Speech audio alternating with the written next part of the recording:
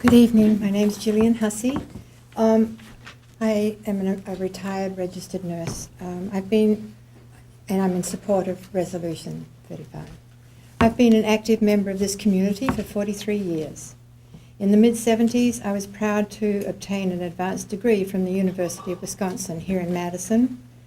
However, my respect and affection for the university and UW administration has been seriously affected by the ongoing resistance to be open and honest with the public's concerns about much of which we've been talking here. Somebody mentioned the virus monkeys. That was, for me, a real eye-opener, that we were lied to by the university, and they were experimenting on the monkeys and saying they weren't doing so. Over the years, I've become increasingly aware of the thousands of monkeys being used in experiments on the Madison campus. The more I learned about the types and conditions of these experiments, the more I came to question not only the treatment of these highly intelligent, sentient animals, but also the validity of the results obtained from these experiments. Most of these monkeys, perhaps all of them, are housed in small steel cages with little or no opportunity for the meaningful socialization natural for their species. Good old-fashioned common sense, not to mention countless scientific publications, indicate that environmental factors can have confounding effects on the results of an experiment. So surely the credibility and reliability of these results would have to be questioned given the harsh and unnatural conditions to which these monkeys are subjected in a climate of suffering, fear, and extreme stress. I want to just give a very brief overview of a monkey's experience here on the UW campus called Wally. Wally was a male monkey who entered a UW-Madison lab in September 1995. We do not know how he came to the lab. It is likely he was conceived by artificial insemination after researchers applied electric shocks to his father's penis in order to collect semen. And if you've ever seen a picture of this, I have seen pictures of it, it makes me shudder with horror. We do not know much about Wally between 1995 and 2006, but we know that he lived in a small cage in a windowless room. He may have been one of the many monkeys who live alone in a cage, even though a leading primatologist has written that social deprivation should not be considered any more normal than water or food deprivation. The cages were stacked on top of each other in double tiers to accommodate maximum numbers of them in windowless rooms. Is it really far-fetched to compare this situation with that of human prisoners kept in concentration camps? Is the treatment of monkeys in the monkey experimentation capital of the world, and we are the capital of the world here in monkey experimentations, is it humane?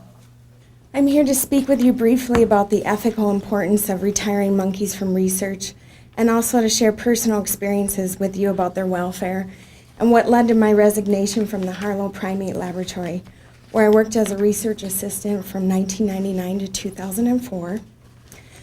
I worked with 97 rhesus monkeys for 5 years and got to know their individual personalities and discovered how smart they really were. They had such an impact on my life that I founded a nonprofit dedicated to them, Primates Incorporated, in 2004 because I believe that the thousands of monkeys used in research around the country deserve more than the minimal housing guidelines, about 2.5 feet in every direction. They deserve a chance at retirement into enriching and spacious primate sanctuaries whenever the opportunity arises. The fact is there's little to no funding out there to give back to the monkeys, which is one of the main reasons we have not yet been able to construct a primate sanctuary locally, and also the reason why many primate sanctuaries throughout the country are struggling financially and are near capacity. And they have actually turned away researchers when trying to retire their primates. It's because they are simply too full. I visited a sanctuary in Kentucky a couple years ago, and the director said she had to turn researchers away when trying to retire their primates. And she had to actually turn down 28 singly housed monkeys. And she said she did not refer the researcher to anywhere else. That is why a fund needs to be established as a resource for researchers and sanctuaries to turn to for sanctuary expansion and providing care for their existing primates because these sanctuaries are struggling. So my point is, since they're actually turning researchers away, while some here at the local UW contend that there is such a need for monkeys in research that they need to constantly be reused, and therefore there is no need for primate retirement. Well, questions need to therefore be asked about the reporting of the research history that each primate underwent prior to being involved in their studies later in life, such as the aging studies and the dietary restriction studies occurring at the UW.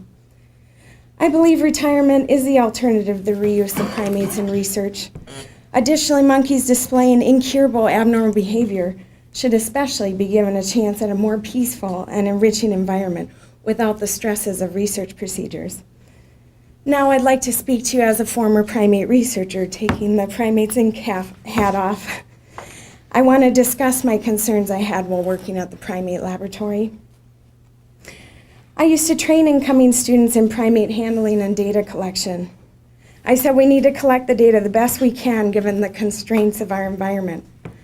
I soon came to question the data we were collecting because I felt the constraints, such as monkeys contracting illnesses, fighting with and being separated from their partners, living in two-tiered caging systems where there's dominance and lighting differences, and displaying abnormal behavior should be considered reportable variables in the research and the papers and the NIH proposals, but they weren't.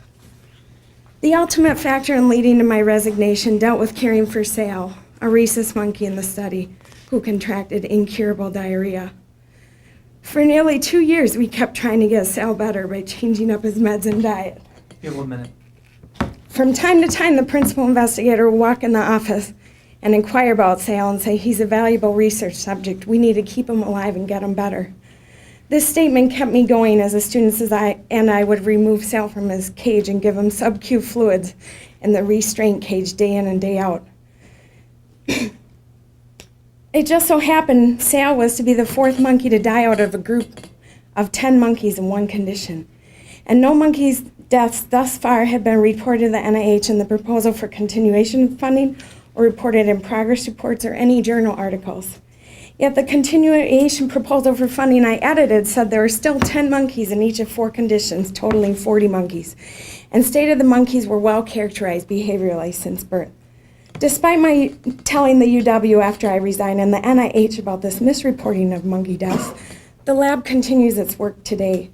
I ask you as lay people, do you find 4 monkey deaths out of 10 dying in one condition from the laboratory environment to be statistically significant and reportable data? I believe that we could probably distill the UW's position against this resolution into very few words, under 10.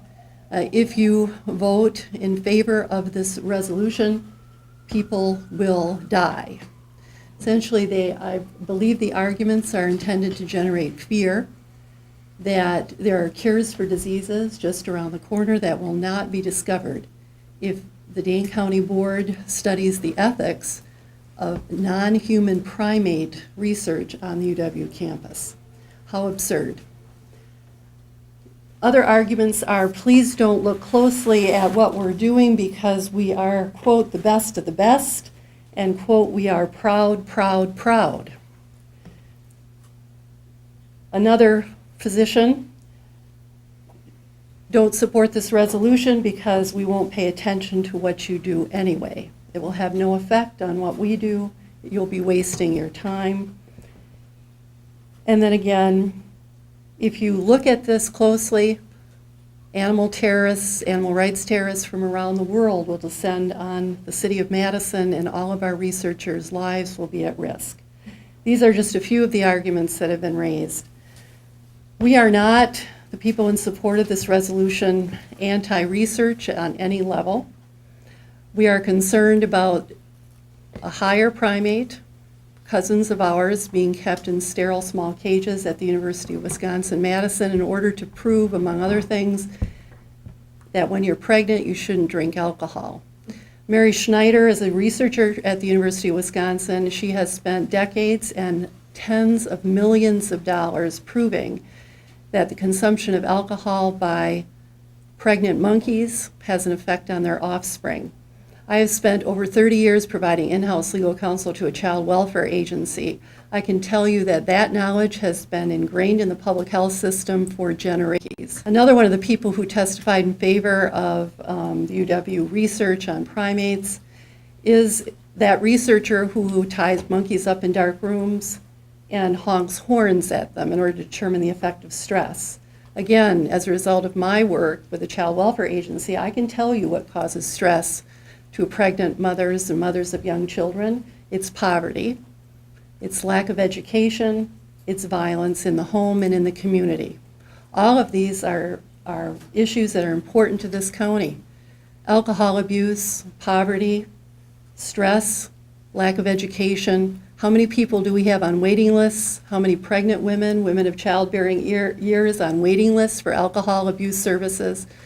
Because we don't have enough money. Is it ethical instead to take that money and get pregnant monkeys drunk so that we can look at the effect of alcohol on their offspring? Some of the people here have brought personal stories. I have a personal story. My father died when he was 73 years old, and some may think that's a ripe old age, but it wasn't in our family because his grandparents lived till be 100 and his parents to their late 90s. Why did my father die? He died because he took one pill. One pill. Do you remember COX-2 inhibitors, Celebrex and Vioxx?